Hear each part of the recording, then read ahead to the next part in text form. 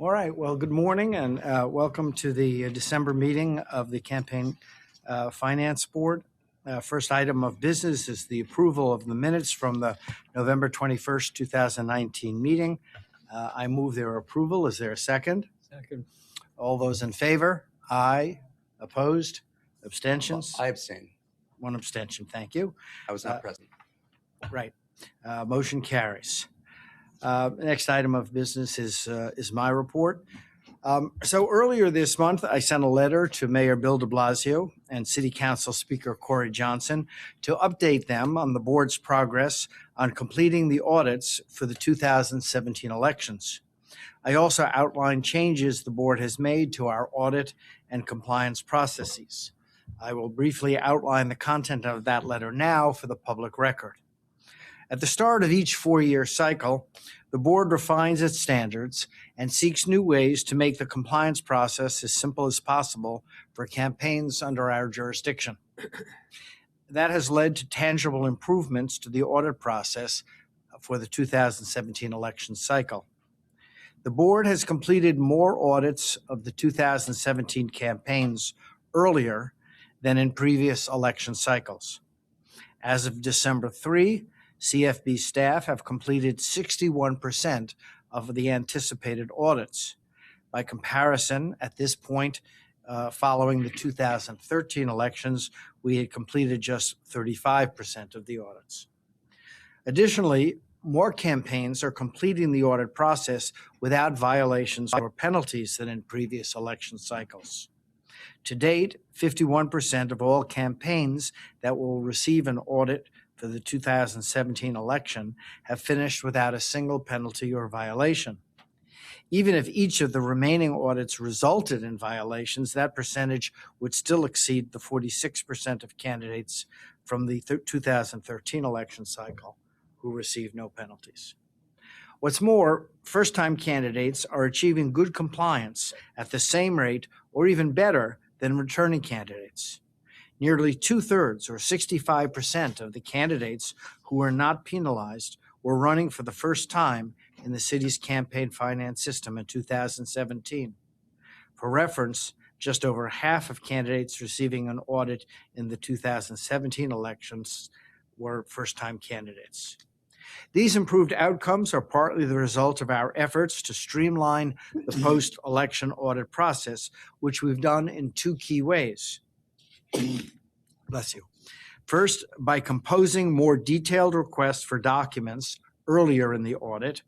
And second, prioritizing reviews based on clear, objective criteria like campaign size and spending. Our enforcement notices now include more detailed information about how to resolve alleged violations in order to avoid penalties. We also updated our disclosure software application to accept all documentation electronically across transactions. Campaigns that did not seek or receive public funds were subject to a streamlined, limited audit and audit process. So-called small campaigns with little to no fundraising are subject to even less scrutiny. We changed our penalty guidelines to allow candidates to cure more violations without penalties. For example, in the 2017 election cycle, campaigns that received prohibited contributions but refunded them timely upon notice were not recommended to the board for violations. Previously, only contributions refunded prior to notification were not subject to penalty. We have also increased our candidate trainings and encouraged more campaigns to attend training sessions because candidates and treasurers are ultimately responsible for complying with the law. 97 campaigns attended post-election audit trainings after the 2017 election, a 60% increase in attendance over the 2013 cycle. With a large number of open seats and an increase in the amount of matching funds available to candidates, we expect a historic number of candidates to run for city office in the 2021 elections. In preparation, we have increased our outreach to potential candidates with training sessions in each of the 5 boroughs. We have conducted focus groups with campaign treasurers and staff to gain feedback that will help us refine our audit reviews. We've published an updated set of penalty guidelines for the 2021 election cycle that eliminates enforcement actions for more small violations. As we prepare to administer the program under new parameters and a new election calendar, the results from 2017 show that we can maintain the rigor of the audit reviews to protect taxpayers' investments in the program while helping candidates comply with the program's requirements and accommodating a growing volume of candidates. I'm pleased to announce at this time that board member Richard Davis has been reappointed by the Speaker of the City Council for another term as a member of the Campaign Finance Board.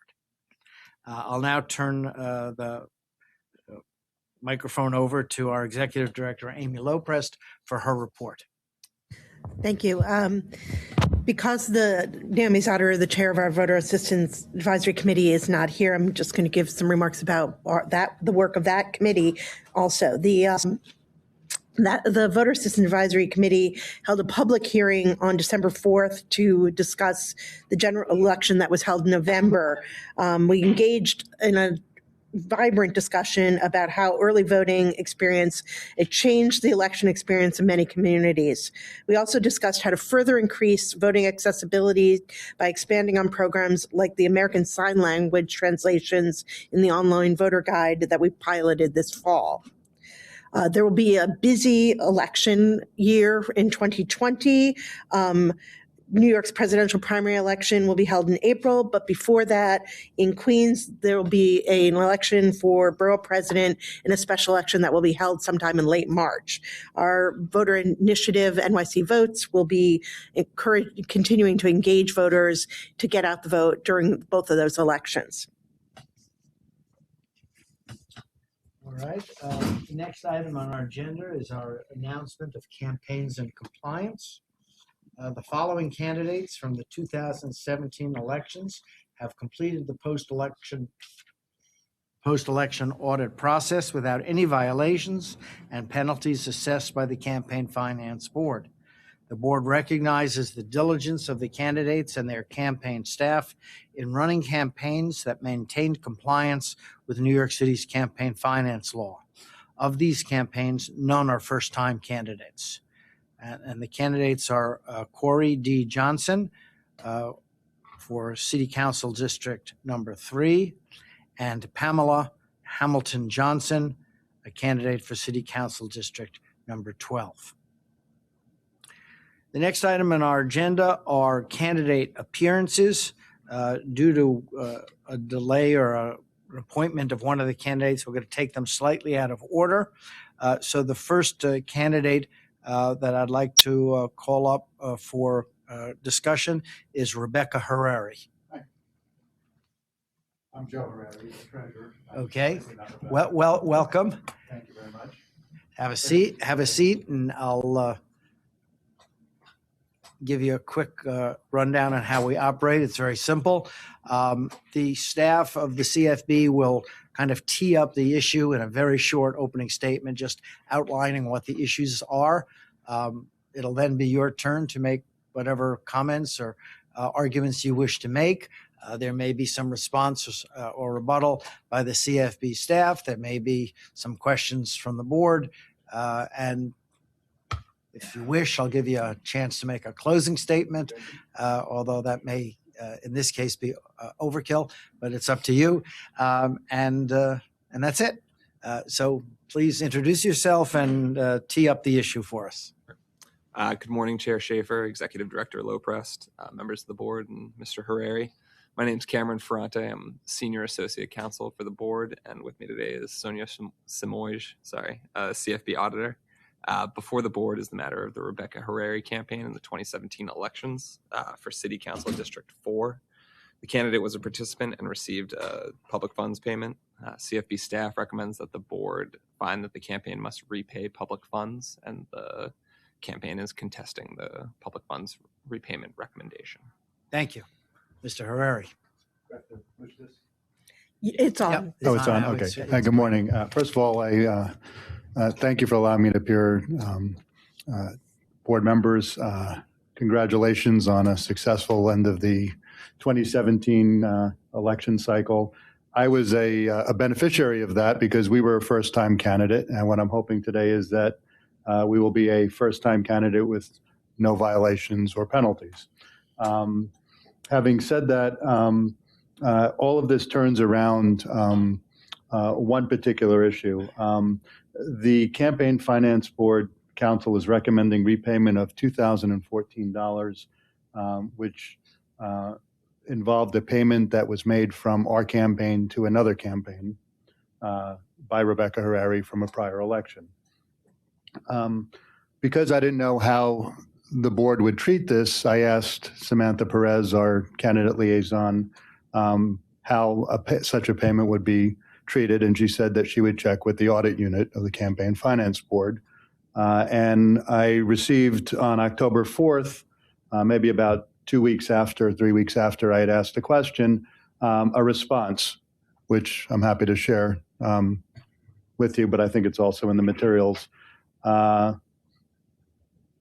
Okay, so I was questioning a deduction of $445 on one of these schedules that I received in a prior reporting cycle. So I asked the question, what was this for? They said it's for informational purposes. You can give up to $3,000 to another campaign. And they used the term, you can give up to $3,000 to a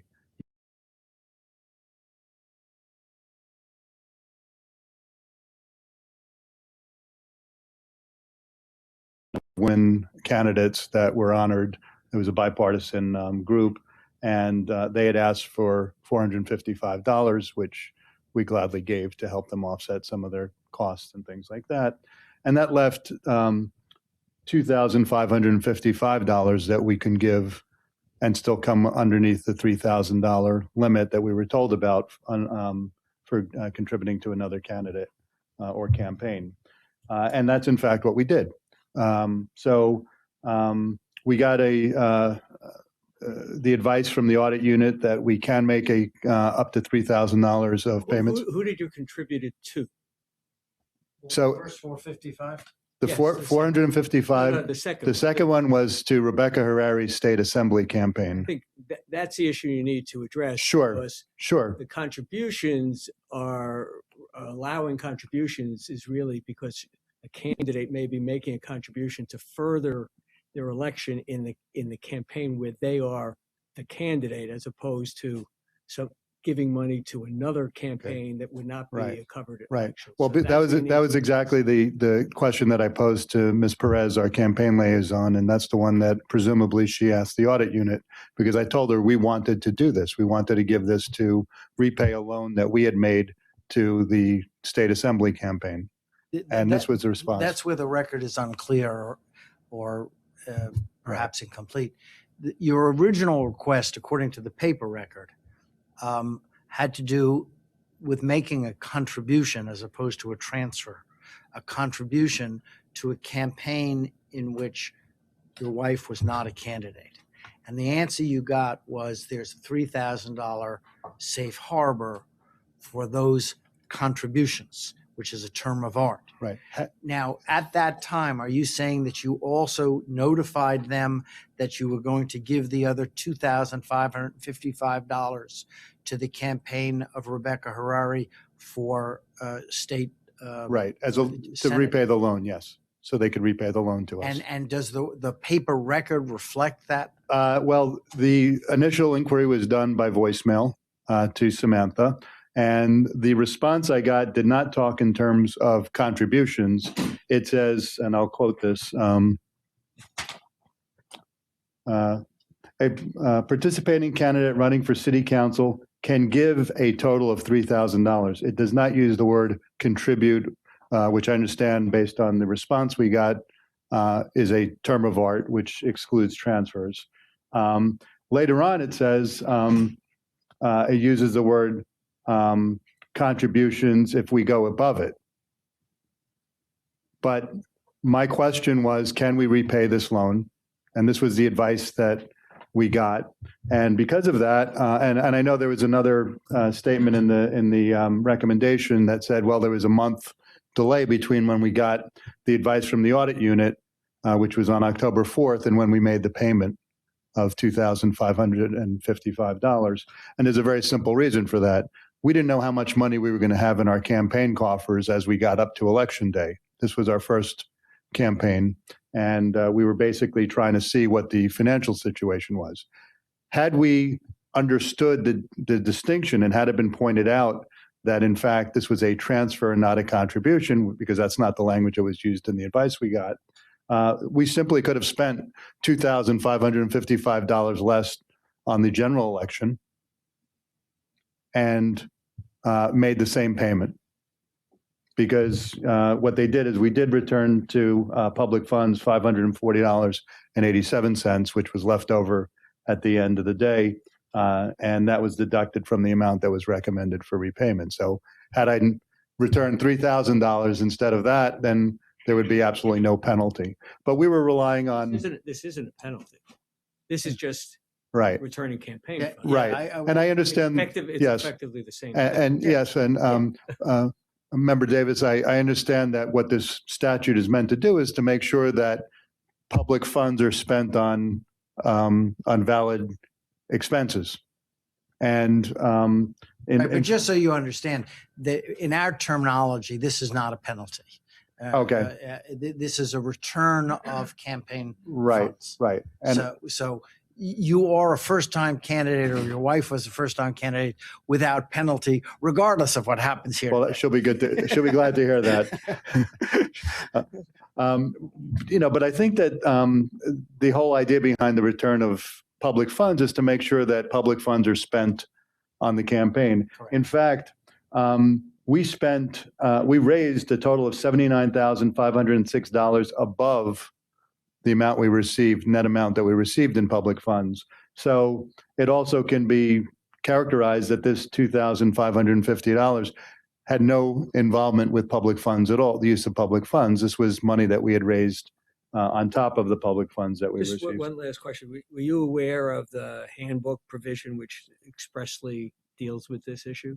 Yes, it was pointed out to me. I read it. I called Samantha as a result and said, this is what we want to do because I see this provision. So we were specifically looking at this provision here that it says transfers or expenditures by your current committee to another committee controlled by the candidate that is not involved in the current election is listed as one of the things that says public funds payable to your campaign will be reduced by the following. So right. And the question was definitional because this was basically paying repaying a loan, basically. So that's what I asked Samantha, and I'm happy to share with you the response. But it doesn't. It says we can give. That's as broad a statement as you can make. And there's no, we have that in front of us. There's no written record of the question that was being answered, right? We just have the answer. Right, because I had called her up. I left a voicemail message explaining what we were trying to accomplish here, and I got this back. So the state committee had lent money to the city council campaign, and this was a repayment of that loan. No, my wife and I had personally loaned money to the state assembly campaign in a prior election. And this payment was to pay the state assembly campaign so they could repay that same amount to us. So this wasn't a I thought the way you were saying right. It was a repayment of a loan which from would the have state campaign. And I was going to ask. Right. No, this was a transfer to the state assembly campaign. Okay. Or a payment to the state assembly campaign. And then they used that money to pay back part of our loan. Got it. Let me, if you don't mind, sure. ask for a response from Cameron. Yeah.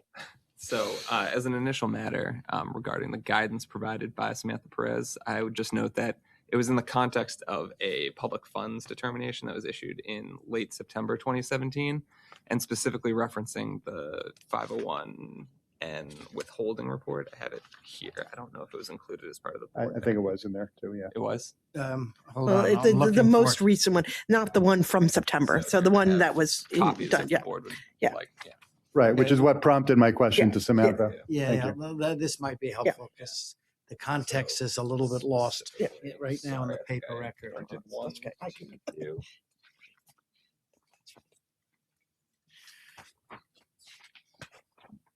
And you just note the final page of that is the 501N withholding report, and it only relates obviously to the $455. So in the context of the advice provided, really what seems to have been asked, we obviously don't have a paper record, and Mr. Herrera has represented that the questions were more extensive than what's revealed in the email, but it seemed to pertain only to this particular expenditure that was identified.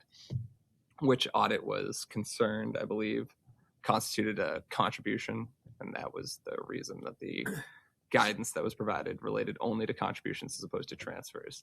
Yeah. With respect to the representation Mr. Herrera's made that this was essentially a contribution to the New York State Assembly Committee, I would note that the campaign reported it as a transfer as opposed to an expenditure, which is the way that a contribution to a state committee would have been reported.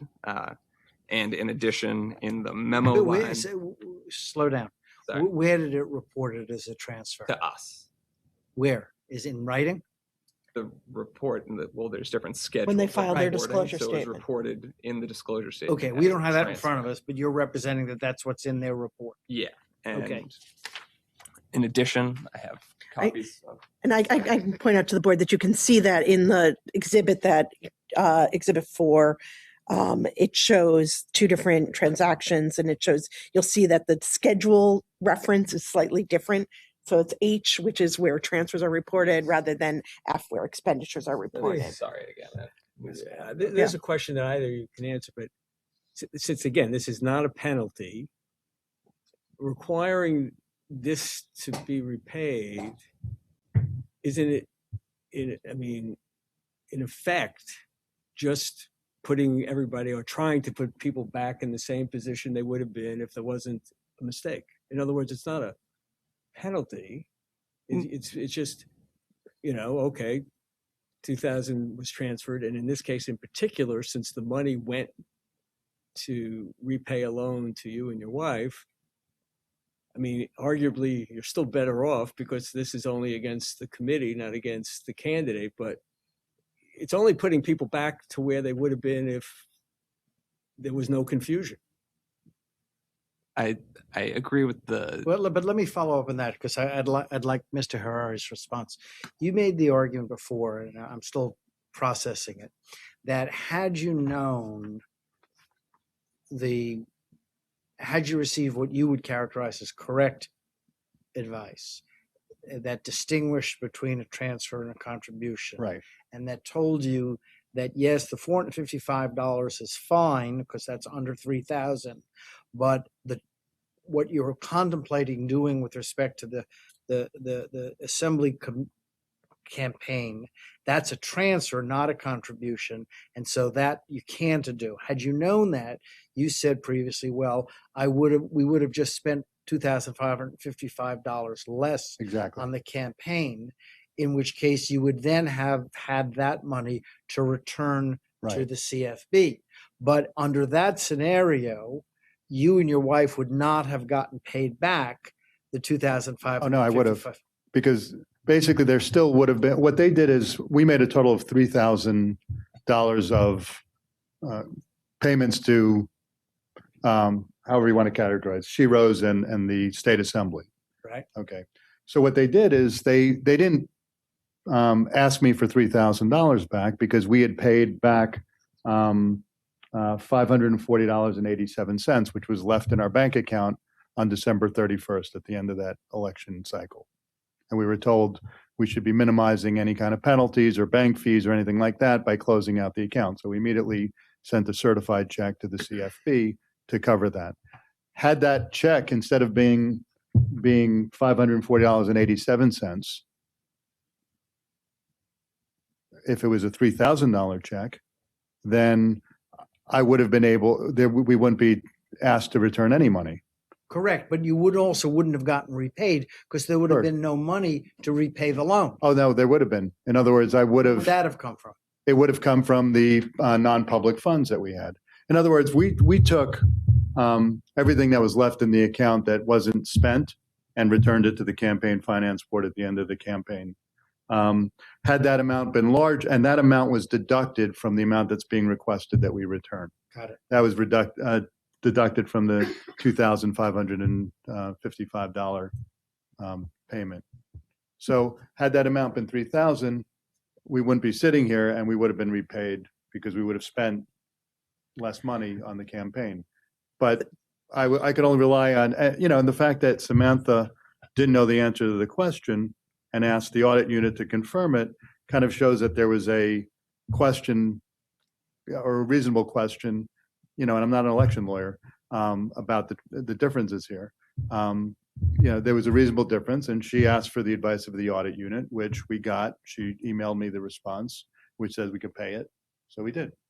So now my question for you, Cameron, I'm sorry if I'm going to interrupt the flow of your thought, but let's assume all of this is correct. Let's assume what we have here for a moment is a misunderstanding or miscommunication, where the Harari campaign was actually asking two separate questions, one about the $455 and the other the $2,555.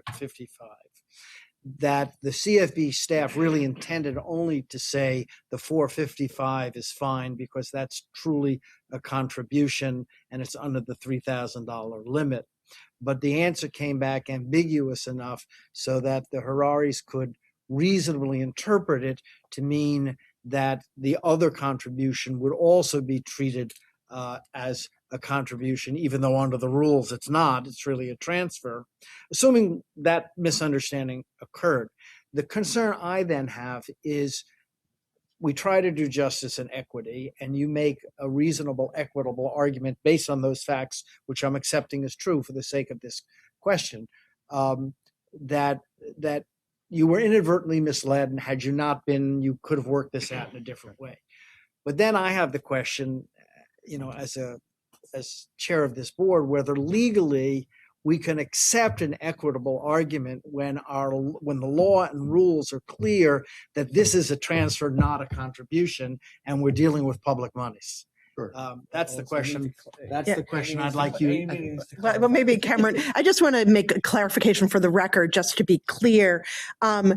The way the law works is that when there's money left over at the end of the campaign, that the public is entitled to all return of all the money up into the total amount of public funds that you've received, so that there's no, at the end, the money that's left in your account, the way the law works is it's presumptively the public's money to be returned up to the full amount of public funds you receive. So even if you had spent less, $2,000 less or $2,500 less, and then would have had more, $2,500 more in your account, that $2,500 would have increased your repayment obligation. Right, of course. It just was a little. That is the premise. Yeah. What you said you Yes. thought you could do Yeah. and get repaid. Yeah, I just wanted to be clear because for the record, That's the premise of my question, which is we're dealing with public funds, Right. and the law is pretty clear that these are public funds that should have been returned.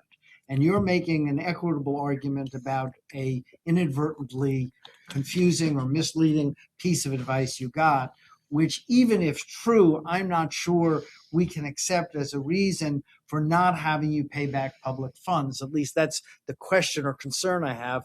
I'd like to hear Cameron address it. Well, I would say that it's not a sufficient argument to, remove the obligation to return public funds, both because of Amy's explanation of the presumptive fact that all the remaining funds in the account, once you've received public funds, are public funds. So you're obligated to return those to us at the end of the election. And then also because based on the documentation we have, the campaign, even if they had received ambiguous or indefinite advice from Ms. Perez, I don't believe it had any impact on their actual understanding or actions based on the fact that they reported the transaction as a transfer. And I presented you earlier with the check that was actually used for the transfer, which indicates that it is a transfer to the New York State Assembly Committee. So even if they were not necessarily clear on the difference between a contribution and a transfer, they very well understood that it was in fact a transfer. And as Mr. Harari earlier explained, he consulted the handbook, which distinguishes between transfers and contributions to political committees. in how it affects the ultimate public funds deduction. And just to be clear, based on what the executive director said, the way the law works, you could not have in any event been repaid out of quote unquote private fundraising, not city dollars, because all the dollars that were left are considered to be the city dollars, which is an obligation to repay. True. So that's my point is no harm, no foul, in the sense that worst case, we're just putting this situation back to where it would have been if the law was followed without any penalty. May I address that? Yeah, please do. Okay. So first, I think we have to go back to September. September, I get an information statement back talking about the SHIRO payment of $445. And that prompted my question about the next thing, which was why I called Samantha, which is about our desire to repay the loan. So it's very clear that the context that this was not because of the SHIROs, that just prompted the call to Samantha to talk about the main event, which is why her response to me after speaking to the audit unit, and unfortunately I was not able to speak to them directly, basically said, we can pay, we can give without any problem. It's just informational purposes. Okay. So as an equitable matter, we're not using public funds. Let me change the facts a little bit. Who are using public Well, no, let me funds? change the facts. That's the No, fact. no, let me change the facts a little bit if I could, just to explain. Let's say instead of raising $79,506 above the public funds that we received, we raised $300,000 above that. Okay. We receive $101,000 from the Campaign Finance Board on the Matching Funds Program. And let's say that there's $250,000 left at the end. So now I'm paying back more, Yeah. but that's consistent with the idea But behind. let's go to the real Yeah, facts, because yeah. now it's getting a little silly. No, Because no, it's to your more than, point. was there more than $79,000 left in the account at the end of the campaign? No, there was So 500. therefore, all the money left in the account Right. is deemed to be public funds. Period. That's what you're hearing. So therefore, I don't understand this hypothetical. Right. Well, no, because it goes to your point about whether these are public funds or not, and whether you could use what I'm advocating, which is a FIFO approach to. But that's funds. not the way the law works. That's what I'm you're not saying. sure that's the case. The law is what's left in the account is deemed to be the public funds, Right. and you have to therefore pay it all back. If I raise 300,000 and that's what's left in the account, I have to pay No, 300,000. up to the amount of the public funds that you got. Okay. Yeah, in other, Okay. I was just asking our executive director basically the same question in a different form. If you had gotten advice more explicitly that said to you, you cannot make a contribution. This is not a contribution. This is a transfer. And you cannot do that under our rules. There's no What would have been different then, right? Yeah. Wait, slow I down. hear you. And you had then said, okay, then I'll make I'll repay the loan of $2,555 using non-public funds. That would not, we would have recaptured that anyway, because that would have been we would have deemed it a use of public funds because you did not have sufficient private funds for it to be considered truly private. It's still, since you didn't raise enough in private funds to offset the entire amount of public funds. The result, legally from our point of view, the result would have been the same. We would still be demanding the return of $2,555. You're not asking that. In this proceeding, you're asking for the return of $2,014 because you're subtracting out from the $2,555. Correct. The amount that The you're already 500 paying. I'm sorry, right. So all my point is if instead of $540 at the end, that check was for $3,000 that I wrote to return the funds, under the facts and the data that's here and your request for repayment, I would owe nothing. But you wouldn't have gotten repaid because if Yeah. your loan had been repaid, we would be demanding that as well. No, you're not. You're I demanding think, the look, amount of the loan minus the amount I repaid. look, the equity here in your favor Yeah. is that this repayment is an obligation of the committee, and the money effectively went to you and your wife. That's the equity that you're getting, because the law is clear that this money, because as we've said, there was not 79,000, more than 79,000 left at the end of the campaign. This expenditure is deemed to be public funds. So you've, in my view, you've gotten your equity. You're going to have to figure out what to do, how you want to fulfill the campaign's obligation. But this is an obligation of the campaign. As the treasurer, I'm personally on the hook for it. Am I not? So it's not that I'm better off. I have to write a check out of my personal funds if you find that I owe you this money. Well, the treasurer isn't on the hook for the repayment of public funds ever.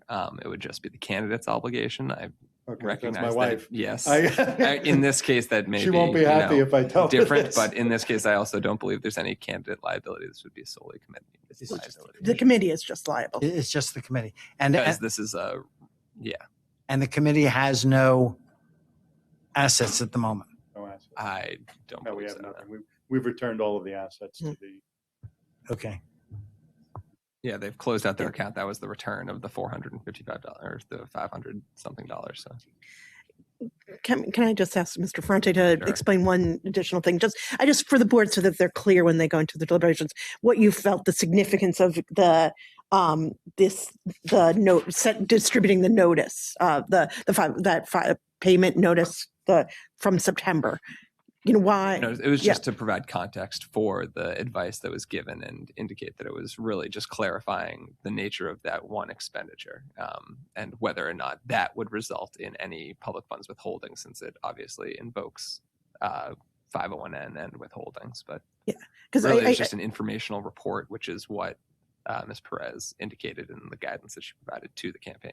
Yeah, just to complete the record, is that because the law is fairly clear on what is a 501 deduction and what not, and it's clear in the handbook, is that the question that I imagine that Ms. Perez had to ask was why the audit unit had sent that report when that was clear that contribution was under the safe harbor. Right. Yeah, that's the information, and that's in the her email. yes. She says Yes. it was just for informational purposes. Yeah. Okay. Okay. Well, we're happy to hear anything further. I think we need to go back and deliberate and sort this out a little bit, since our questioning may have correctly indicated there's still some confusion about this. But if you have anything further appreciate the you'd like to opportunity. say. I appreciate the opportunity. We ran a very meticulous campaign, so had I been given, I think, clear advice, we wouldn't be here. Okay, we've got that point. Right. All right. Thank you very much. Thank you. Mr. Ferrante, do you need this back or there? Okay, thanks. Okay, next case, next candidate is Benjamin Kalos.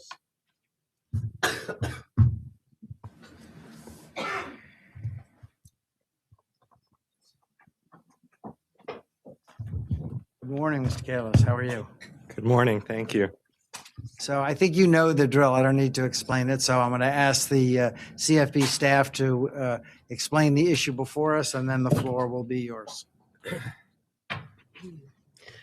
Good morning, Chair Schaefer, Executive Director Loprest, members of the board, Councilmember Kalos. My name is Bethany Persky, Deputy General Counsel for the CFB. With me is Senior Auditor Celia Liang. Before the board is the matter of Benjamin Kalos, a candidate in the 2017 elections for City Council District 5. Mr. Kalos was a participant in the program and received $125,125 in public funds.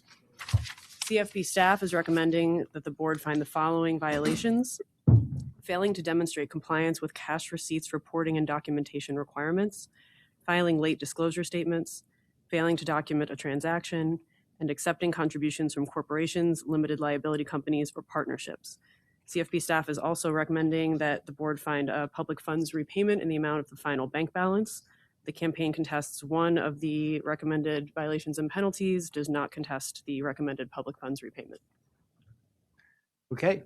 Thank you. Good morning. I'm Councilmember Ben Kalos. I believe in the New York City campaign finance system, and I wouldn't be here without it. The partial public matching system helped me defeat an incumbent assembly member in 2013 in a race few believed I could win because it helped level the playing field against big moneyed interests. I always participated in the campaign finance system, and I always will, especially after authoring the full public matching law. It has allowed me to run campaigns almost entirely with volunteers and win, and not once, but twice, and hopefully continue in that trend. We've never used public dollars to pay for campaign compliance, and I don't think campaigns should have to do so. The realities of a volunteer-run campaign is that even if you are dedicated to doing everything right, the strong audit process will catch inadvertent mistakes. In our 2017 campaign, the audit found 2 contributions out of 615 from individuals that were drawn on corporate accounts. 1 contribution came in electronically with little chance, if any, to stop the contribution. We would not learn about where the funds are drawn from until we reconcile the contribution card and the credit card receipt later in the filing process. Similarly, we receive checks and have a strict timeline to deposit. A contribution from Amazon or Coca-Cola would have immediately raised a red flag and surely would have been returned. In this one instance, a volunteer missed that a check included an Inc. after someone's first and last name. While both contributions were refunded, they were refunded late. The contributions were made in an off year of the cycle when volunteers are less engaged and before either could have an impact on the election. These violations were not willful. They were inadvertent, and the contributions were refunded within months and in all cases prior to any payment of public funds or the election. Today, we plan to repay $23,893.13 in public funds, money we only have because we did not retain experts for compliance or attorneys for the audit process. I respectfully ask the Campaign Finance Board not only to remove the penalties, but the violations themselves. Campaigns should be grassroots, led by volunteers, and when a campaign has tried to do the right thing with so very few violations, the campaign should know they can rely on an understanding and responsive Campaign Finance Board. Okay, well, thank you. I think almost everything, and pretty much everything you've said is true. The question really comes down to there was a late response, and the penalty is for a return of contributions, which you made, but not in a timely manner. Do you want to address, I think I know what you're going to say from what you've already said, but why don't you address specifically the question of why this several-month delay? When you're running a campaign with volunteers and your treasurer is a volunteer, you can say, hey, I think we got a correspondence from the CFB. Have you had a chance to check it? And they might say yes or no. You might check it yourself, but ultimately you have to log into the system. You have to check it. You have to respond. And when public payment isn't at stake and when it is off cycle and it is not what everyone is focused on, quite honestly, I can say to my volunteer treasurer, do this now, but I'm not paying them. And ultimately, I'm at their I'm at their disposal in terms of how and when they respond. And they got to it when they got to it. They made sure to get to it before it would have an impact on the election. And I wish they had responded sooner, but ultimately they're a volunteer. Let me ask a question. I mean, it was refunded 6 months before the election. Presumably, therefore, when you worry about these contributions, if there's a lateness, there's some benefit because the money can be used during this period. It could be. There's no real indication that this provided the campaign with a benefit. What impact do you think that should have on the board? I mean, to a certain extent, I don't know that you can ever calculate the tangible benefit of these funds. There is an advantage to campaigns that raise funds earlier in the election cycle that makes them more competitive. You might scare away someone who would want to challenge you. So the idea that you would never spend these funds or derive any benefit from these funds earlier in the election cycle is not something that's really supported by evidence, or I don't think that the campaign has even alleged. I would also note that the candidate and the treasurer are ultimately, and especially the candidate, responsible for compliance. And one of the risks that you take when you outsource that compliance and don't follow up with it yourself is that you could end up on the hook for something like this. I am sympathetic to the tenor of Mr. Davis's question, but I also think there's an additional response, which is just so you know what's floating around in my head, which is, we used to have a system where you got penalized if you didn't return the money before you got a notice of the violation. We loosened it and said, okay, we'll give people notice and we'll give them a period of time to respond in order to be fair to campaigns. And I'm going to be completely unfair to you in the moment, tell you to take off your hat as a candidate, put back on your hat as a city council member. And I think you'll recognize that we were trying to be fair and, in a sense, softer in this change. Now we're faced with someone who was given their notice and didn't respond in a timely way, who says, yeah, but it was still, a lot of months before the election. Give me a break. And so my question is, as a legislator, how do you evaluate that argument? I opposed a lot of legislation that the council passed into law relating to relaxing certain standards, particularly around allowing people to amend contribution forms after the fact, which I and District Attorney Cy Vance had problems with. I'll be honest, in 2013, when I ran, I was my campaign manager, I was my treasurer, I did everything until I won my primary, and my staff was finally able to get my hands off the wheel and told me to go talk to voters and raise money, which they felt was what candidates should do. And once I got elected, I kind of said I should let my volunteers do their jobs and do their best. I think folks should definitely pay things back, and when they get their notices, reply timely. I think that is a best practice. I think that if it happens more than once or twice, and it's a pattern of behavior where the people are consistently not doing so. Also, I will agree that if you have a candidate and they do an initial filing and the large amount of their initial filing is all corporate contributions, and then they're told to return it, and then they wait and wait and wait. I agree that that could create an appearance of strength that they might not actually have because all that money is going away. In this case, it was one of 600 or so. It was two of 600 or so contributions, and so our belief is that these are inadvertent, they weren't willful, and that being delayed on one of them, requiring a second notice, is understandable. And in the other instance of the check, it's just I don't know very many people who are named Amy Loprest Inc. And like I get that those people exist. I remember learning that there was Michael Jordan Inc., but like it got past them. It shouldn't have, and so we should have been responsive. And I guess I just think that when you've got volunteers doing it, it's a different standard than compliance. If this board feels that like everyone should hire compliance and outside folks, in which case I might still be here if they didn't do a good job, but at least I could fire them. There's that as well. I think we've got the point. Anything further? Just one more note about these being not within the election year. I would note that in the 3 years preceding the election year, disclosure statements and statement reviews are semi-annual. There are only 2 per year. This was not a situation where there's a deluge every few weeks of correspondence from the CFB coming into the campaign. Right. I also imagine that there are a few people paying attention to this on those off years as well on the other side. Okay, I think we've got the points. Thank you very much. No problem. Thank you. Nice to see you. Good to see you too. Okay, next candidate Christopher Marte.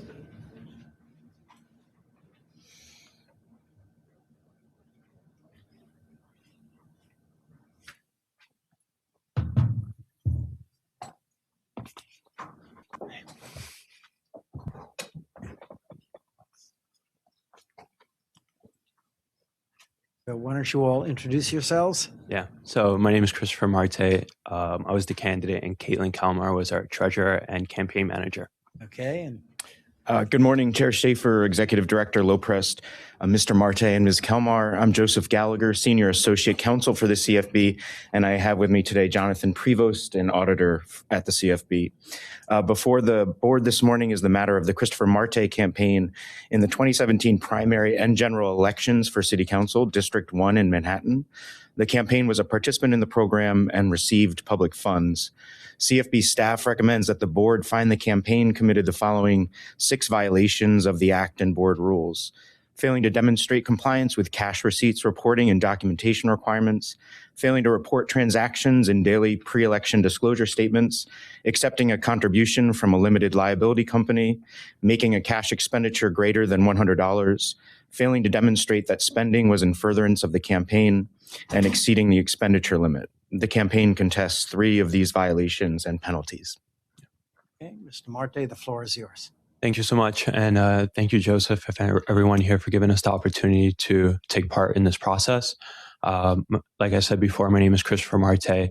I grew up in District 1, was born and raised there. My family owned a bodega, grew up there my whole life. And on 2016, I was really involved in our community, and a lot of the issues that I saw around in our community were land use issues.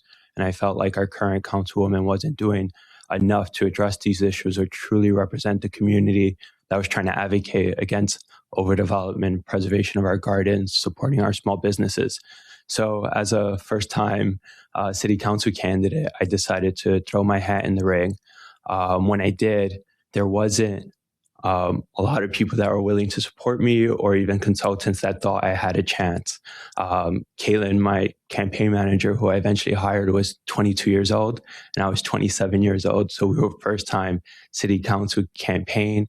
But throughout the campaign, we made sure that we were extremely proactive with the campaign finance process. I took the courses twice, so I took each of the first mandatory classes just to make sure that I knew what I was getting into, and making sure that our campaign knew what we were going into as well.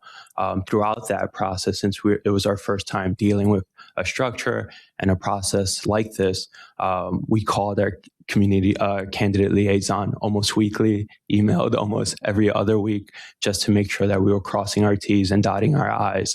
And whenever we had a notice, we made sure that we responded to it. Whenever we needed additional time, we asked for it. And we try to give as much information throughout this process as possible.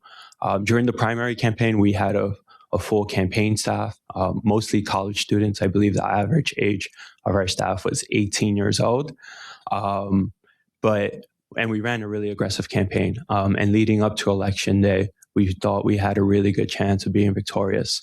On election night, it was too close to call. We were within a margin of 200 votes, and we needed to count every affidavit and absentee ballot. At that time, being a first-time candidate, we didn't know what to do, or we didn't know where the lines were drawn between the primary election, the general election, and this time in between of whether we know we're going to have an opportunity to be in the general election. The campaign proactively reached out to our community liaison to ask for clarification. We do have an email correspondent addressing this period. We needed to hire canvassers to make sure that every ballot was counted. We wanted to make sure that we had an opportunity to make sure that every vote was represented in this election, especially because the margin was so close. We ended up losing the Democratic primary election, but because we counted every single ballot, we got written in 5 times for the independent line. We thought about the opportunity of going into the general election after being so closely, coming so close in the primary election. So we decided to move forward. However, it was a completely different campaign. Most of our staffers went back to college. Me and Caitlin were one of the few employees that transitioned to the general election. And because we spent about 2 weeks trying to figure out if we're going to have this opportunity, our general election period was much shorter. And so we moved forward. And some of the people that we hired in the primary election, and we'll address him later in the discussion, we decided to give him a bigger role just because we had more limited staff. Also, a lot of the purchases that we made were in a shorter time frame to make sure that everything was done almost as well as we did in the primary election. In the general election, we did lose. We did fairly well on a third-party line. But, we were committed to this process and making sure that everything was done correctly. And so whenever we had an opportunity to talk to our candidate liaison or talk to Joseph, we took advantage of that. We asked him to send us videos of previous board meetings so we could make sure that we had everything in place to address any of the violations or questions that people may have.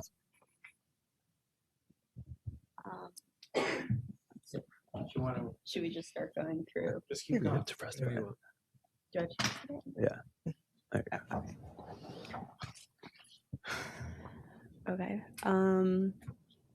So the first thing I'm gonna address is the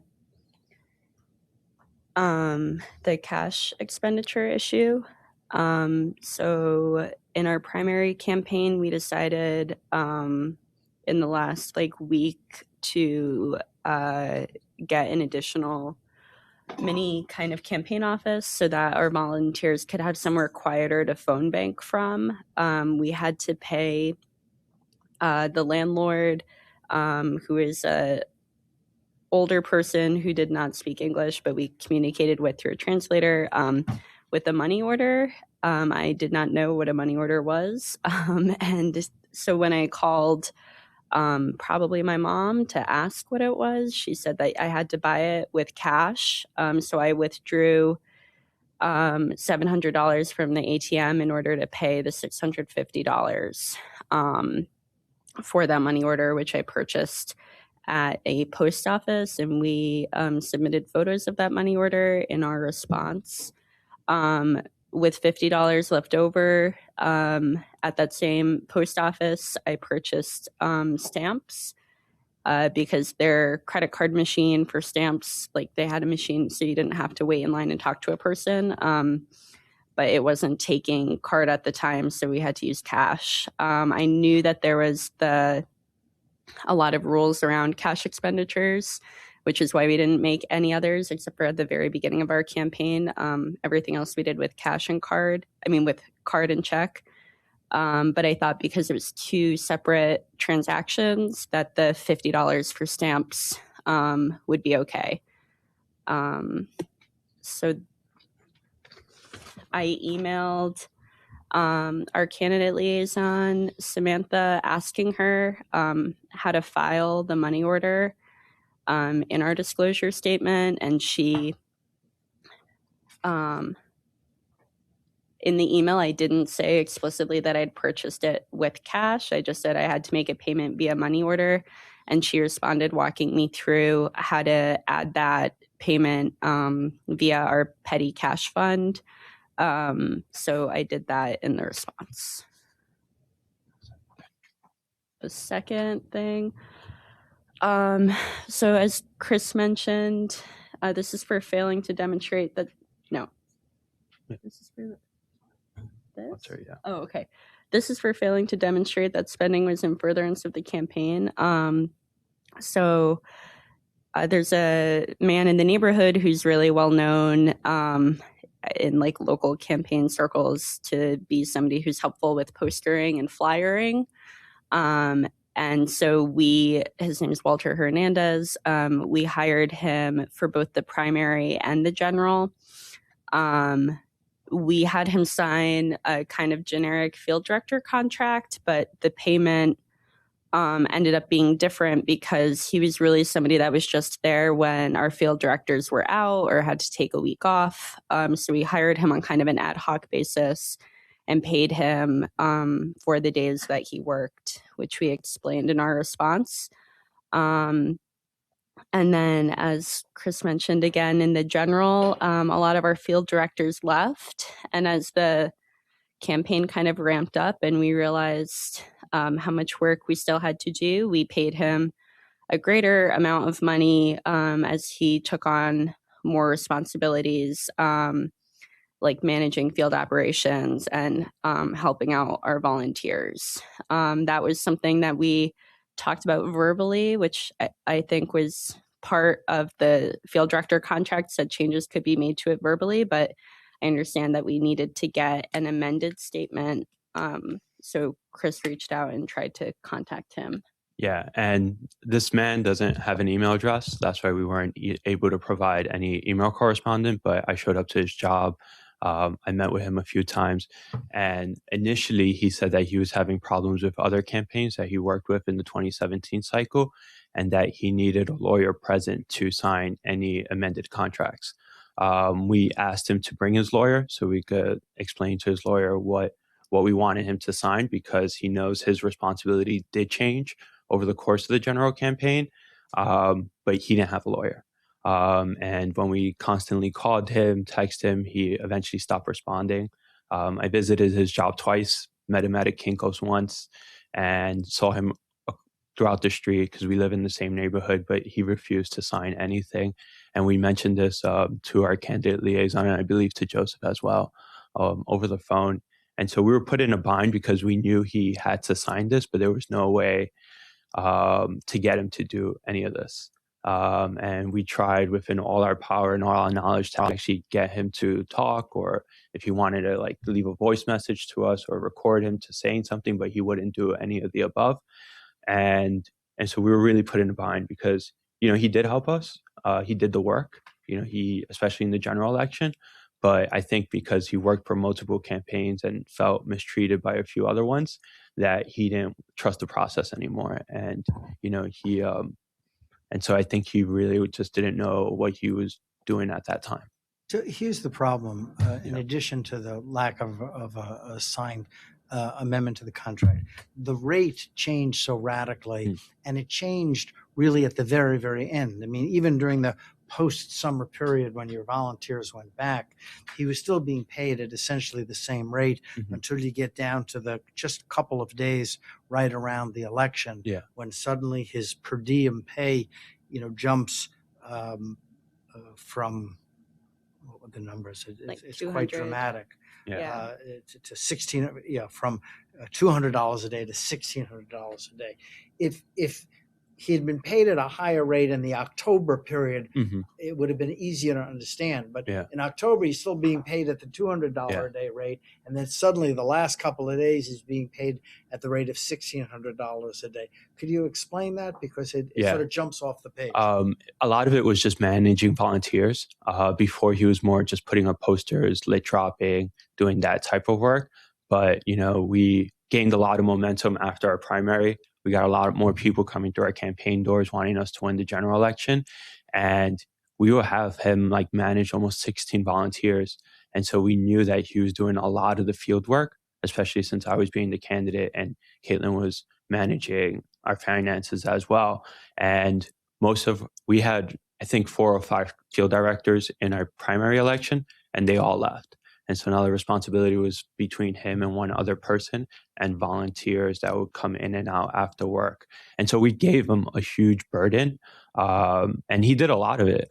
And so that's why we paid him. But when did that burden begin? Because, well, just first tell me when the increased burden really began. I mean, I think in the lead up, you know, when you go into GOTV, like you have a lot more volunteers signed up. We had a lot more shifts going on. And also we did a lot of like postering at night. So his hours weren't just like door knocking hours or postering hours. It was a lot longer days. So we felt like it was justified, and that, in that final push, there was just so much, going on, that he just had to take on a lot more responsibility, and it didn't seem fair to just give him the $200. So we tried to give him match around what we were giving our field directors over the summer. So in increasing it so dramatically in those last few days, were you in part compensating him for work he had already done? No. I mean, I think our biggest push of I volunteers. think that's a problem. Yeah, I'm yeah. just trying to find out. I think our biggest like influx of volunteers came in like the last 2 or 3 weeks leading up to the general election day, because yeah, we didn't really know that we were running until like September 20th or so, and then it took us another couple of weeks to figure out how to communicate to people that like we were still going to be on the ballot. So there was a really big uptick in momentum. It wasn't like the last 3 days.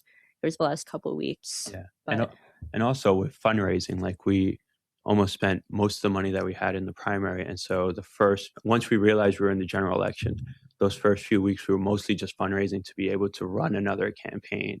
And that's why there was so much movement during the end of the campaign, because we realized we could qualify for matching again, and we were going to have funds to actually run a decent campaign in the general election. And we even had a separate campaign office for volunteers on Rivington Street, which he put a lot of his materials and kind of like held forth there as well.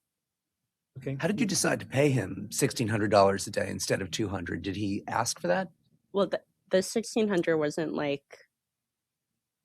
a daily rate. Like it wasn't $8,000 per day. It was like it was $16,000 total for that last like chunk of days. If I How could, did you come to the decision to pay him that much? I think it was a negotiation between us. He did ask for a pay increase when we kind of communicated that we wanted to increase the scope of his work.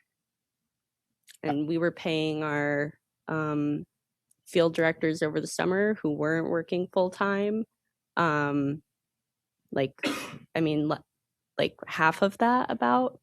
But so it was kind of a conversation between looking at what we paid them and looking at how much more he had to do. I was just going to say the payments were in two. So there was a $2,000 payment on November 3rd, sorry, and then a $6,000 payment on November 6th. So the $1,600 is just kind of aggregating that over the 5 days of that period, but it's not clear that it was set at $1,600 a day. It's just what it averaged for that week. Do you know if did he use the money to pay for other things for your campaign? That you No, paid him? like we had to buy tape for him and posters for him. And that was it. Okay, you want to address the last issue? So during the moment when we didn't know whether we were going to be in the primary or the general, we reached out to Samantha because there's something in the handbook when I was reading, a tie period, and this is usually happens after a campaign wins where they get to spend extra funds. And that was the closest thing that I could fixate on whether that's going to work in our situation, where we really did have to count these ballots and we did have to hire people, because if you've ever been in the process of counting ballots, they go through them on multiple tables, and the process goes fairly quickly. And it was just too much work for me and Caitlin to do. So we did hire some canvassers to go to the BOE, look at screens, look at ballots, make sure people were registered under the right party, make sure that, who they voted for was actually accounted for. And so to be honest, I'm still kind of confused how that money could be attributed to either the primary or general, but we just wanted to bring it up because we feel like we didn't go over the expenditure limits just because we didn't know how that would be allocated on the time. Because if we did know that it was going to go above the limit, we probably would have taken a completely different strategy. And we try to articulate this and we try to communicate with our liaison on that point.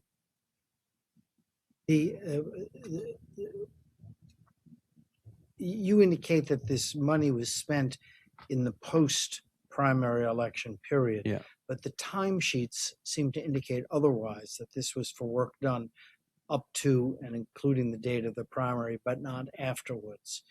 Can you explain that discrepancy? But they were people that we hired for the primary. Right. They were volunteers that continued on.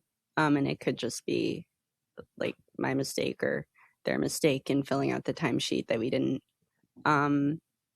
fill it out for the days following, because we didn't know if it would be on the same timesheet or like it was a chaotic. If that hadn't happened, let's assume for a moment that the timesheets were inaccurate, and not assuming any bad intent, would there still be an expenditure over the limit, or would the post-election period be a permissible period for these expenditures?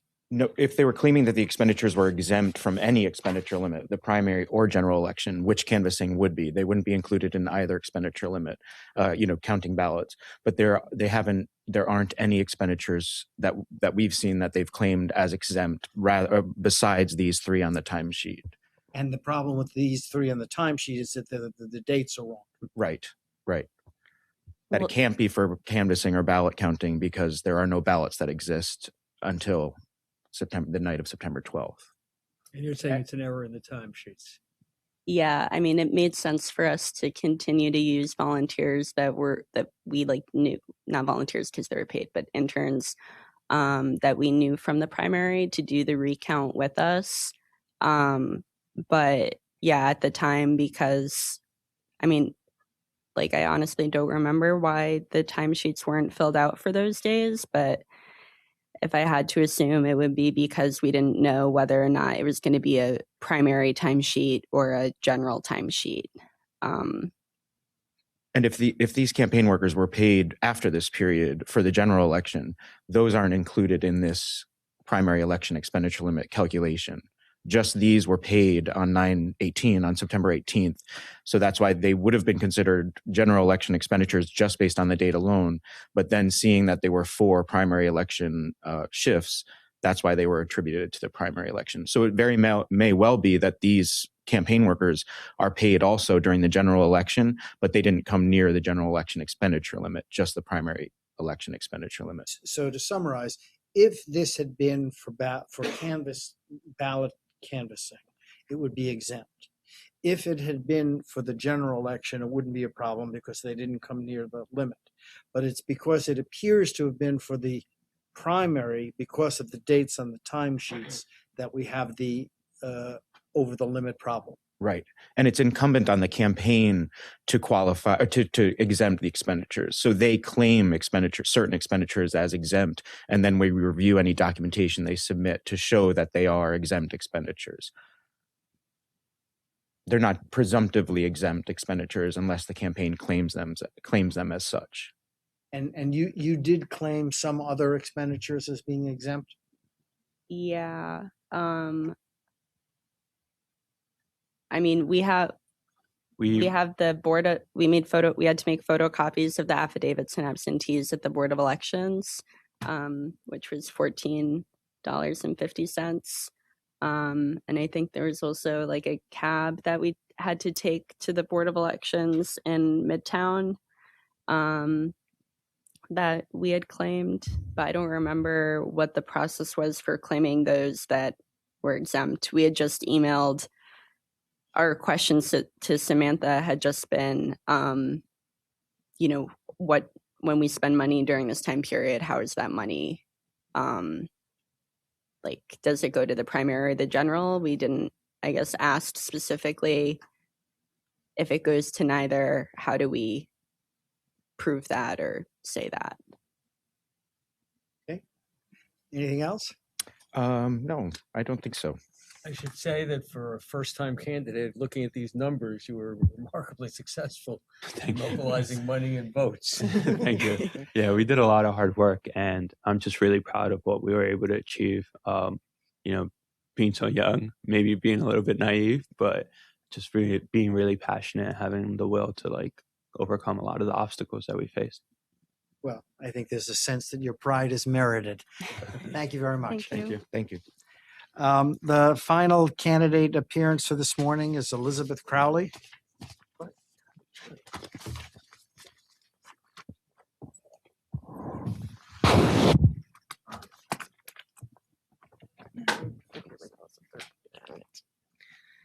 Good morning.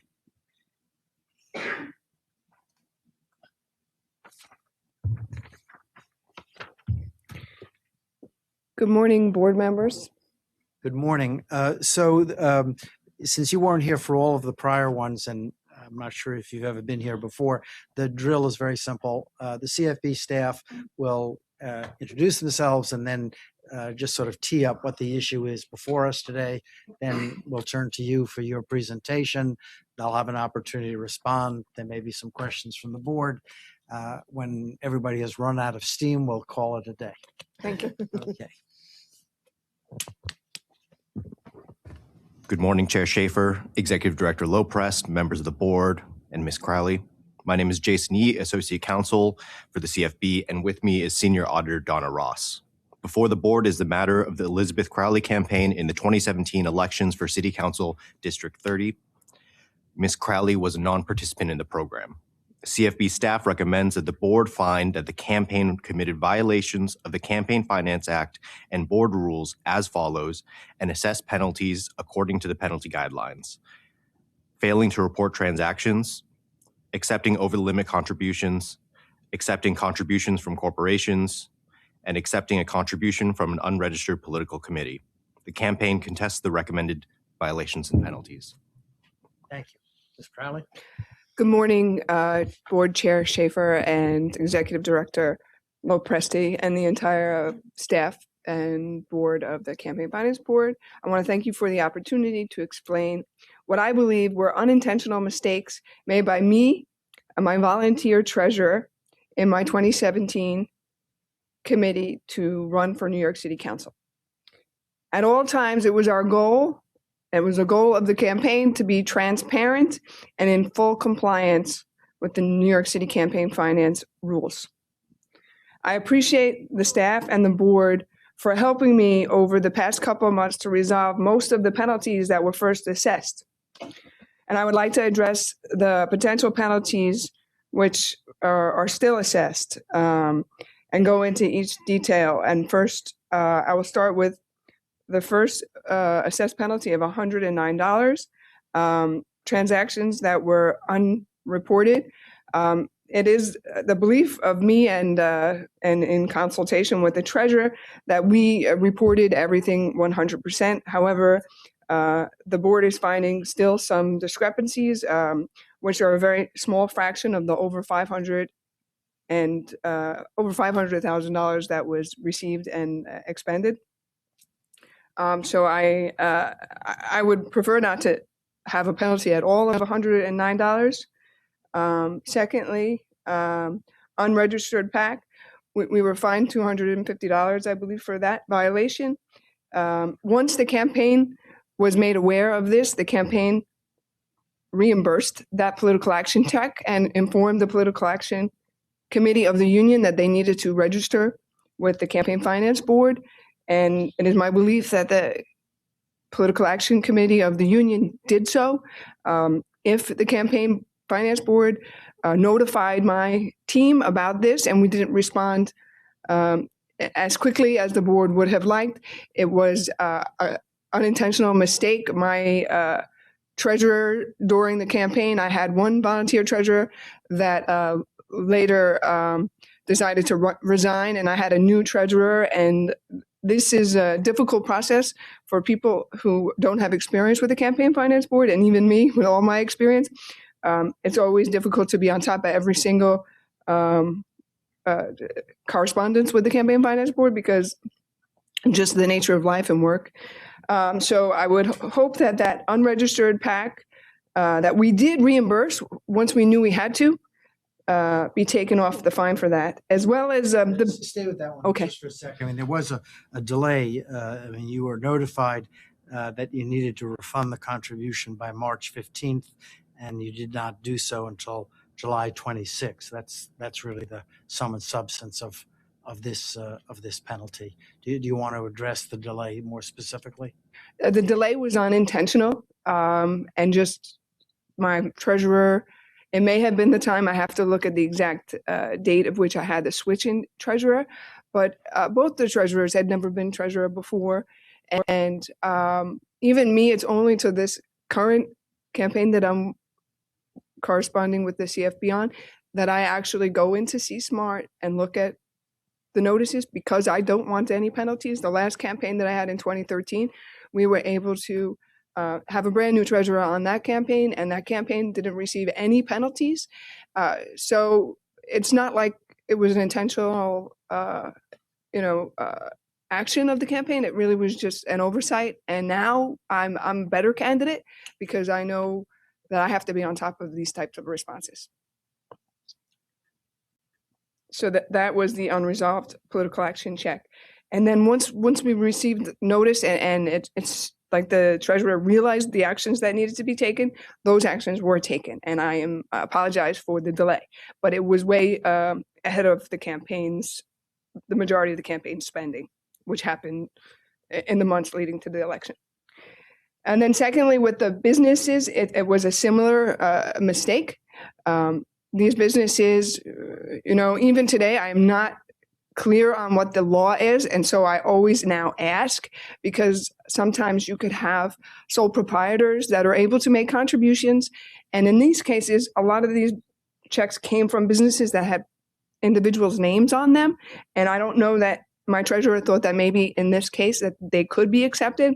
But once again, when the treasurer received notice that we were in violation and that they must be reimbursed, those reimbursements were made. The campaign had a significant amount of funds in it throughout the duration of the campaign, that these small contributions would not have made a difference in our day-to-day activity, and it was clearly just an oversight. Okay. You want to address the big one now?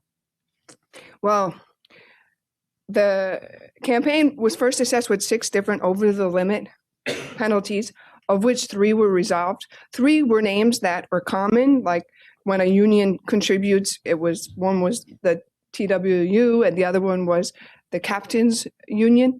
And I don't know if it was a mistake in the way those transactions were reported, but the campaign did not take over-the-limit contributions from those campaigns. And I'm not being assessed penalties on that, but I bring that up in that the campaign would not intentionally take over-the-limit contributions.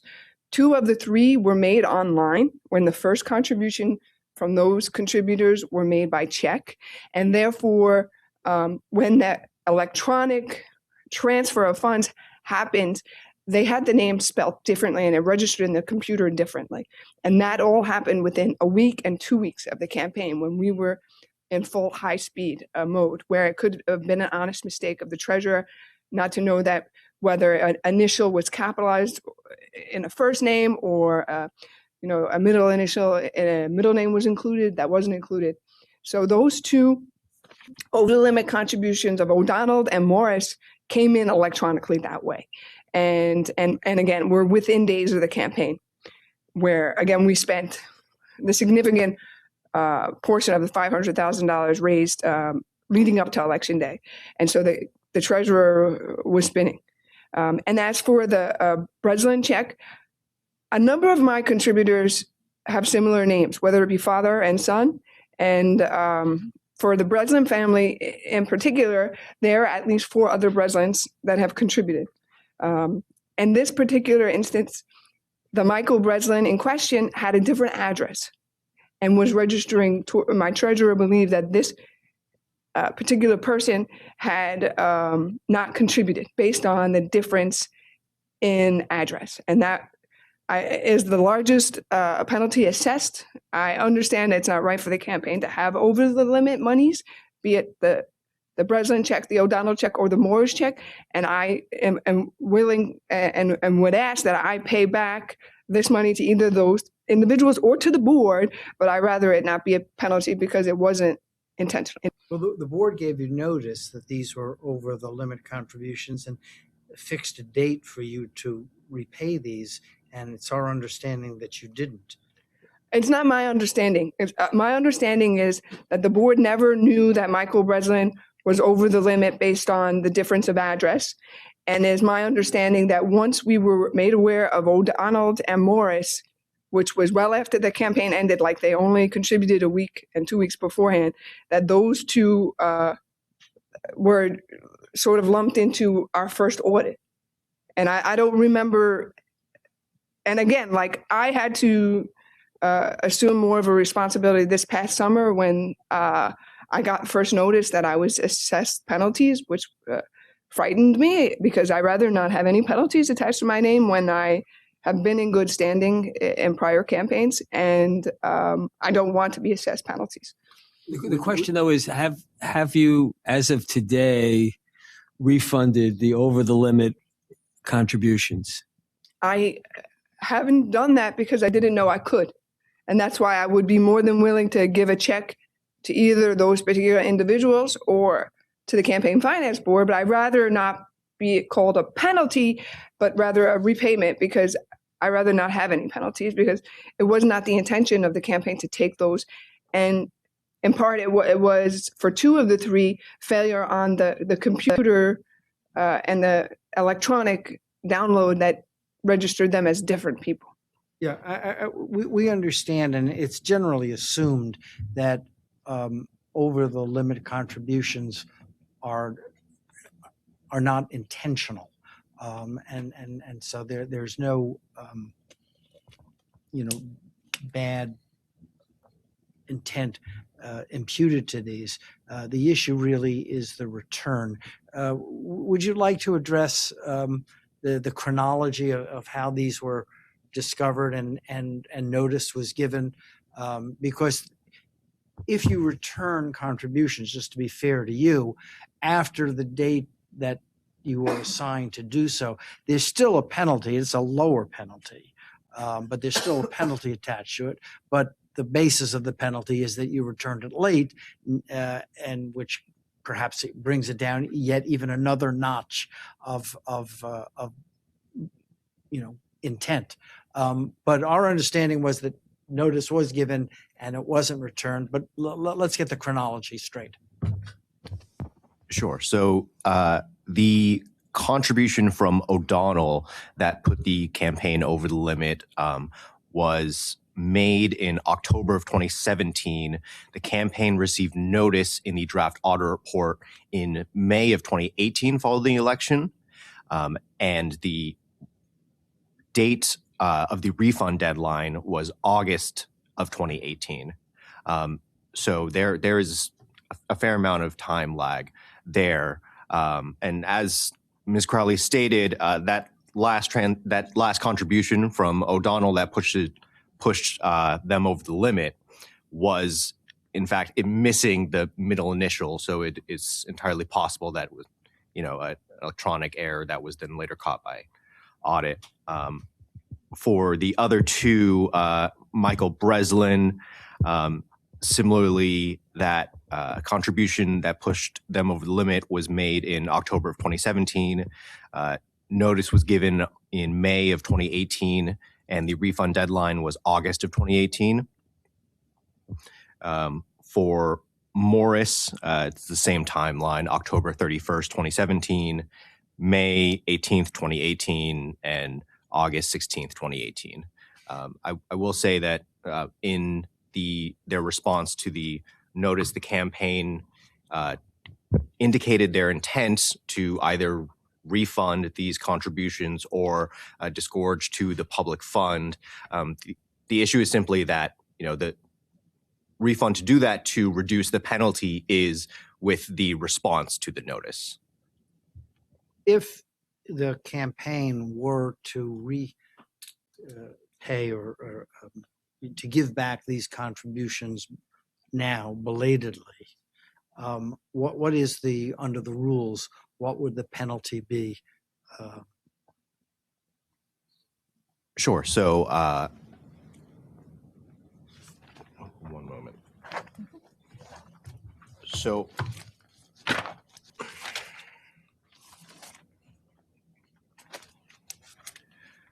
So under the penalties, if you return after notice,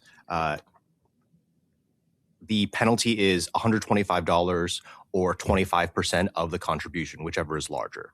So for O'Donnell, of the over the limit amount, right? So for O'Donnell, the over the limit amount was $400, so that would be $125. For Breslin, the over the limit amount was $2,000, so that would be $500, and for Morris, that would be $125. So altogether, $750. And Ms. Crowley, is it your position that you would like to return those contributions? If to me, it doesn't make a difference whether I give those funds to the board or to the individuals. But the idea of a penalty, I would like to make sure that I have the lowest possible amount. So I would leave that decision up to the board. I just have a question about the third 125. The first 400 assessed is 125. Was the last contribution 400 over as well? No, the contribution was only $100 over the limit. However, because the penalty guidelines, the standard penalty is either $125 or a quarter of the over the limit amount. So whichever is greater. Whichever is greater. Right. So even though a quarter there would be $25, 125 is greater. So I mean, I we have to deliberate, but it seems to me there's going to be a penalty in any event. The amount of the penalty would be drastically lower if you return the contributions. The cost to you out of pocket, if you will, would be greater because you would both return the contributions, and I think it would be greater. No, maybe not. Because the penalties also reflect a disgorgement of the currently penalties as reflected reflect a disgorgement of the contribution. So it has both a penalty and a disgorgement. So it would be the total amount would be less. Would be less. So it sounds to me it's not our job to counsel you, but just so you understand the facts. If your position is you would like to return these contributions and minimize your penalty, then we would like to have a commitment from you to do so, and then we would take that into account in our deliberations in revising the penalty. So I'm asking you whether you would like to give us that commitment. Absolutely. You have my full commitment. I will point out that the penalty notice, as the draft audit did indicate that a way to reduce your penalties would be by refunding the contributions. And that while Ms. Crowley did say that she wanted to refund them, she did not refund them. And it indicates that you can either refund them by disgorging the money back to the board or by refunding the money and documenting that you refunded the contribution to the contributor. I just want to be clear. Are you saying that the overage, not as a penalty, could come to the board? Yeah, there's a provision in the law, because if you can't find for a contributor, or you can actually disgorge, and this is at any time, it's not just post-election, Right, you could disgorge the money by repaying the public, disgorging the over the limit to the board. But you know who Not to these us, we don't. contributors are, you know where to find them, and you are therefore capable of refunding the overage to them. Yes, absolutely. When the election happened in November 2017, and the first audit came thereafter, I did not know that I would be further penalized for monies already had and spent, because the campaign, the difference of me holding on to those funds weren't going to change the outcome of a campaign. So I didn't realize that. And again, it wasn't until I got a shocker or notice of the penalties that I really got involved and had to get involved, because I have a tremendous amount of respect for my treasurer, but it was her first time, and I had to spend much of the summer being at the bank and digging up paperwork to give a good response, because at first the assessed penalties were very high. And so, again, I apologize for these 3 contributions, but they would not have changed the outcome of the election. I understand. I guess my question is, since you were in discussions with the CFB staff, and many of them were successful in reducing the amounts of the penalties, I just surprised that in the course of that you didn't also say, "Oh, and I'll pay back these excess amounts then," rather than waiting until now. I think we were searching for Breslin. We thought that there was a son named Michael Breslin. I see. So you thought some of these might not have been. And that was the biggest one. The other thing would have been the same, 125 for each. So it was just Breslin that would have made the difference. And I was shocked that the campaign would take a contribution of such a high contribution from the same person. And so I said, let's dig a little bit further. Let's match the checks. Let's match the signatures. it's an international family. Although they live in New York City, they travel a lot and they're hard to get a hold of.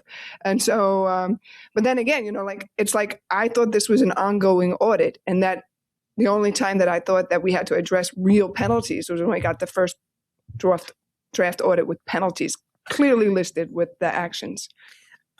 And I just to be clear on the timing, because the reason these were not like in an ordinary course candidates report contributions, a statement review goes out, the candidates are given an opportunity to respond.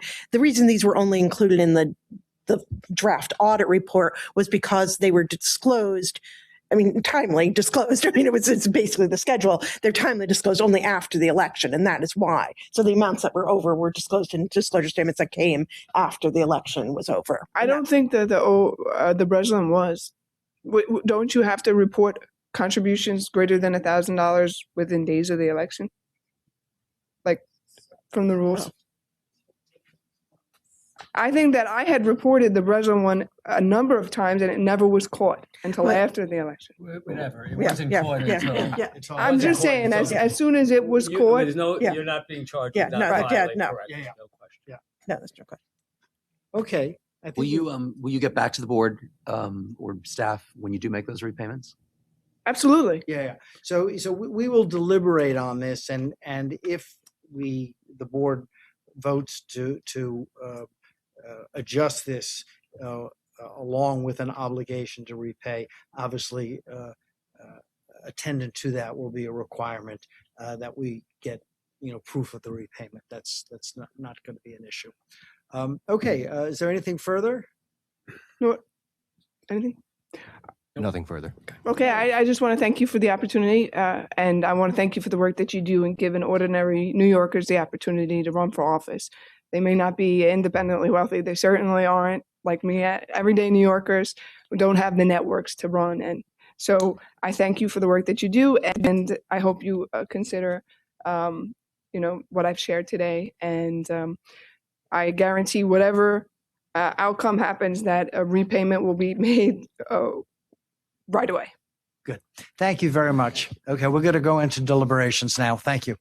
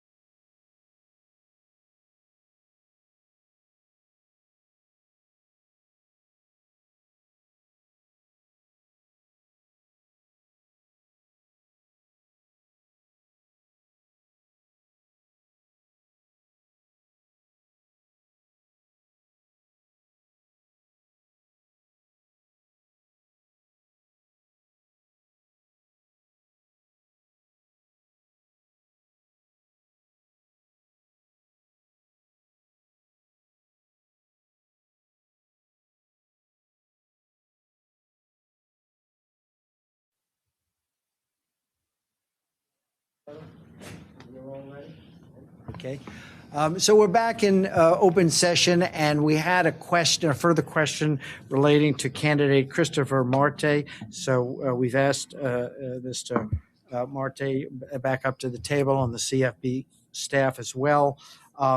We realized that we hadn't really focused in on one item that was a component of the fifth violation, the failing to demonstrate that spending was in furtherance of the campaign. There was a $500 security deposit that there was no record of it having been refunded, which the campaign was entitled to, and therefore the lack of the refund was viewed by the audit staff as spending that was not in furtherance of the campaign. And so we thought we'd ask Mr. Marte and his treasurer whether they knew anything about this $500 and whether it was returned, and if not, what happened to it. So let me start with you guys.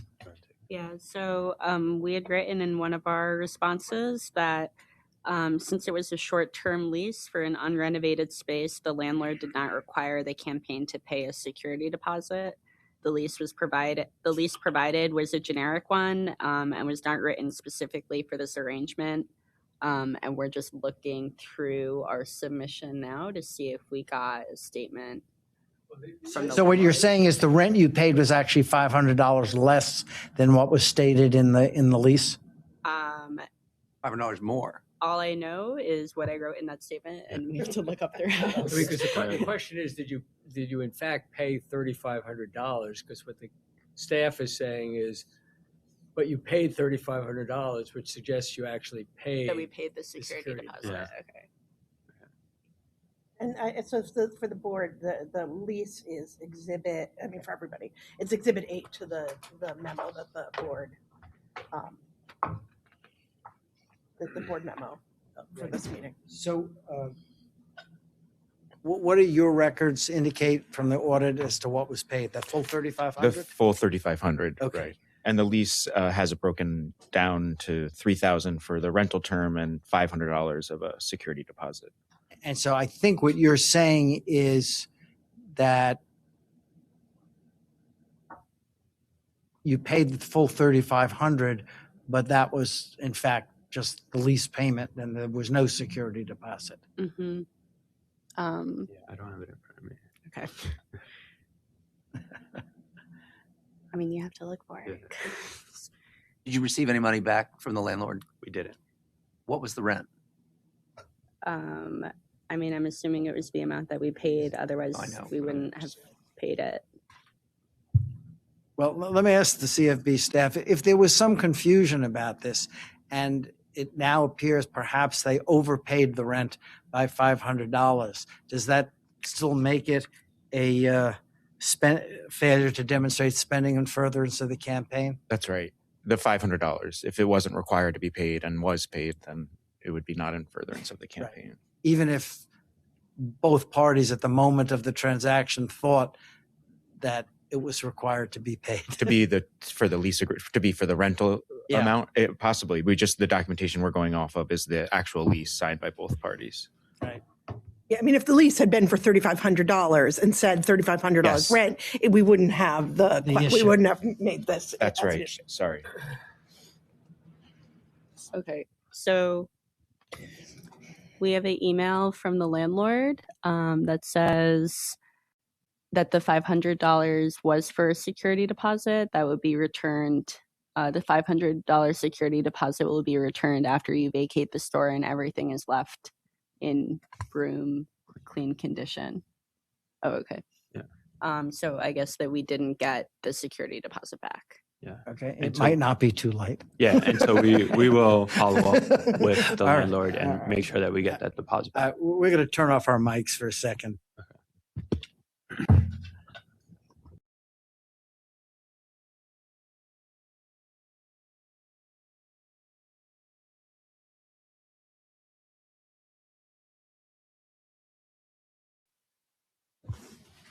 All right, let's back on the record. So I'm going to take it in the order we have listed, which is not the order of the appearances. The board is proposing to find the following violations and impose the following penalties, as well as recommended public fund repayments as follows. Candidate Elizabeth Crowley. The alleged violations are: 1, failing to report transactions, $109. 2, accepting over the limit contributions, penalty of $750 on condition that on or before January 15th, the excess contributions are returned in the amount of $400 to O'Donnell, $2,000 to Breslin, and $100 to Morris. Otherwise, the penalty goes back to $4,000. Can I, just to be clear, that and not only that they're returned, that they are documented that from a bank or certified check? Yes, with documentation to be provided to the board within 1 week after January 15th. Number 3, accepting contributions from corporations, $500. 4, accepting contribution from unregistered political committee, $250. Hang on a second, because I have to do the arithmetic. I forgot to add these up.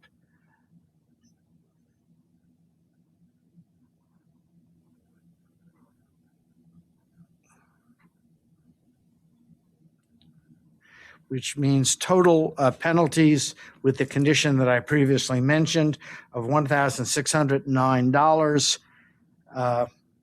Okay, that's Elizabeth Crowley. And I'm sorry to, but just in case the condition is not made, it would be, would the board Yes. vote on what the penalty would be if it was not? Thank you. If the condition is not met and those repayments are not made and documented, the total penalties would revert to $4,859.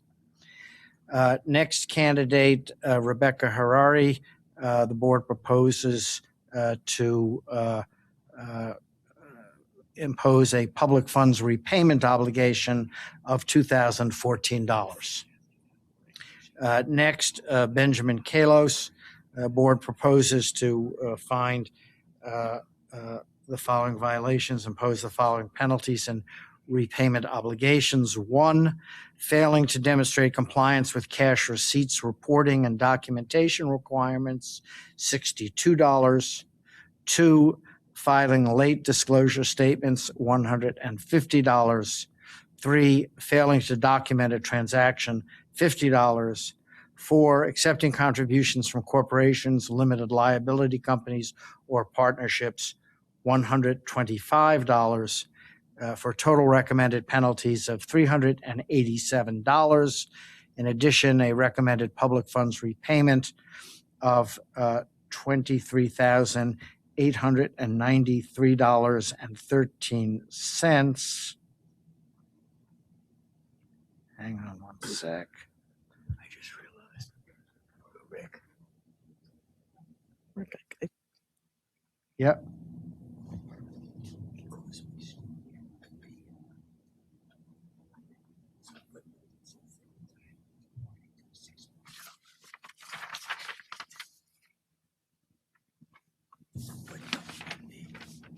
It's not on this chart.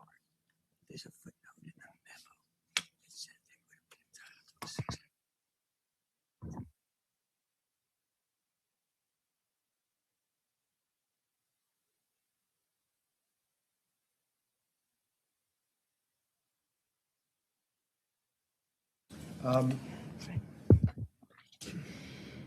So let me repeat the last item for Benjamin Kalos. Number 4 was accepting contributions from corporations, limited liability companies, or partnerships, $125 for total recommended penalties of $387. Recommended public funds repayment of $23,893.13, which is a total of penalties and public fund repayments of $24,280.13. Finally, candidate Christopher Marte. The board, hang on one second.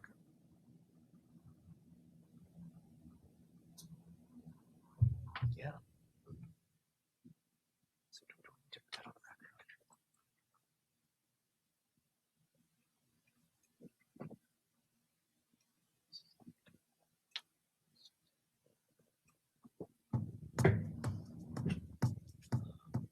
Right.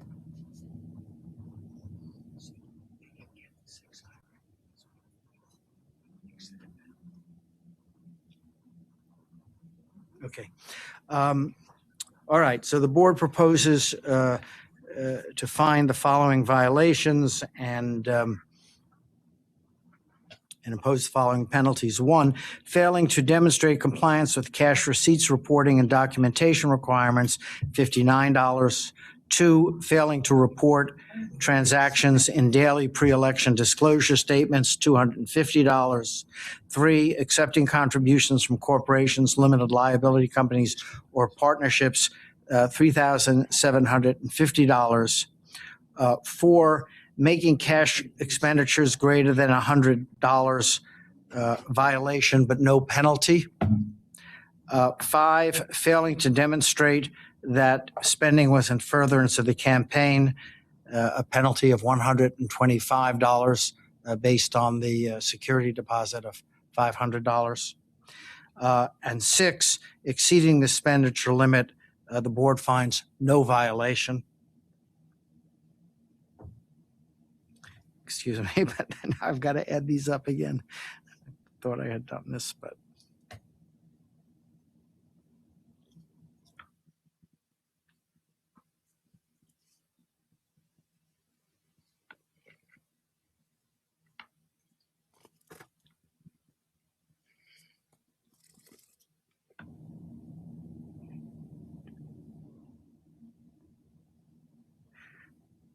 So that brings us, somebody's going to correct me if I'm wrong, I trust, total penalties of $4,459. And then I would note that the campaign has documented outstanding liabilities in the amount of $600, which has been withheld because of the audit finding that the expenditure limit was exceeded, therefore making the campaign ineligible. But since we have not found a violation with respect to exceeding the expenditure limit, the campaign would be eligible for that additional payment. So that would just reduce the total amount of penalties Correct. that they would So have to pay. thank you.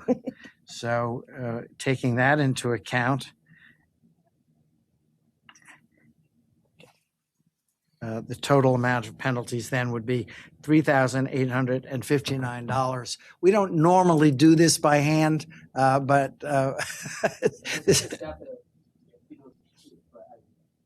yeah. Is somebody checking me out? I'm probably violating some union reg and doing the arithmetic myself, so I'd appreciate if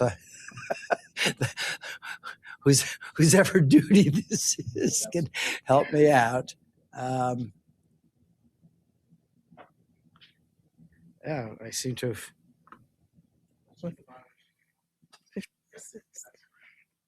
59 plus 250 plus 3750 plus 125 is 4,184. Okay, well, I seem to have messed it up, so let's correct. The total penalties, which include the $600, no, it does not.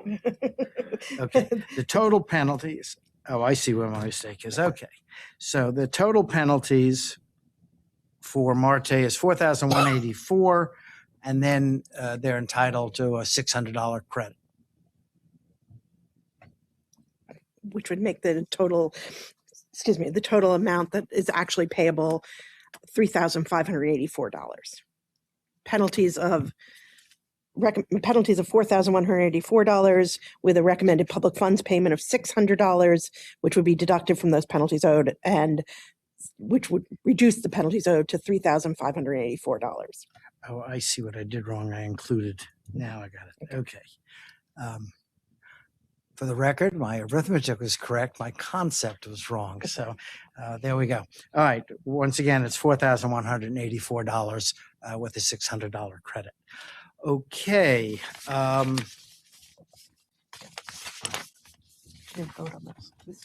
That is what we are proposing. I'll move the approval of those findings and penalties and public funds repayments. Is there a second? Second. All those in favor? Aye. Aye. Opposed? Abstentions? The motion carries. I was just going to ask Mr. Marshall, are you planning to run again? Okay. And that, I think, takes care of our public session. We will now vote to go into executive session and then to adjourn because we have no matters in executive session that need to be voted on. So I'll make that combined motion. Is there a second? Second. All those in favor? Aye. Aye. Opposed? Abstentions? Motion carries. We are adjourned. Thank you very much.